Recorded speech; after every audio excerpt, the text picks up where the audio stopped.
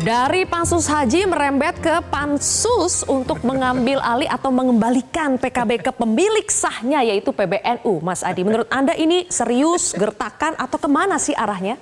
Ya inilah politik ya, sesuatu yang sebenarnya tak ada koneksinya kemudian ada koneksinya. Betul bahwa PKB itu adalah anak kandung yang dilahirkan oleh NU ya, itu tidak bisa ada yang membantah. Ada korespondensi historis yang tidak bisa terputus. Tapi harus diakui per hari ini PBNU dan PKB itu merupakan dua institusi yang saya kira sudah memiliki garis demarkasi yang cukup tegas. Jadi kalaupun toh ada suksesi kepemimpinan di tubuh internal PKB tentu bukan orang luar, bukan orang outsider, harus muncul dari dalam. Misalnya Bang Marwan mengusulkan supaya jabatan ketua umum bukan seumur hidup atau maksimal cuma 2 periode dan seterusnya.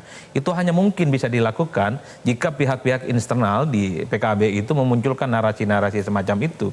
Apakah PKB berhak atau tidak? Tentu PBNU maksud saya tidak berhak tentu dalam konteks itu karena tidak bisa menjadi bagian di dalamnya.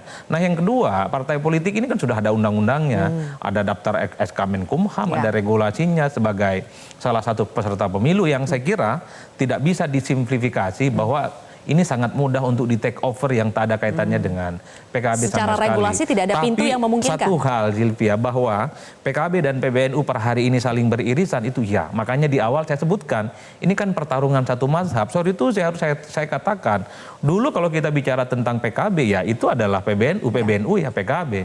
Karena pergantian kepengurusan dari Kiai Said ke Gus Yahya, ini kan mazhabnya beda.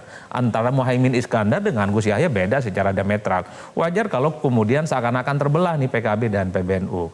Kalau mau jujur juga kita iris satu persatu, dulu pengurus PKB itu adalah pengurus PBNU di tingkat ranting, di tingkat wilayah, anak-anak Pak Kiai, anak-anak Pak Ustadz, punya pesantren. Per hari ini, pertarungan satu nasab ini kan membuat orang seperti saya, yang warga Nahdlin tak enak hati nih gitu kan.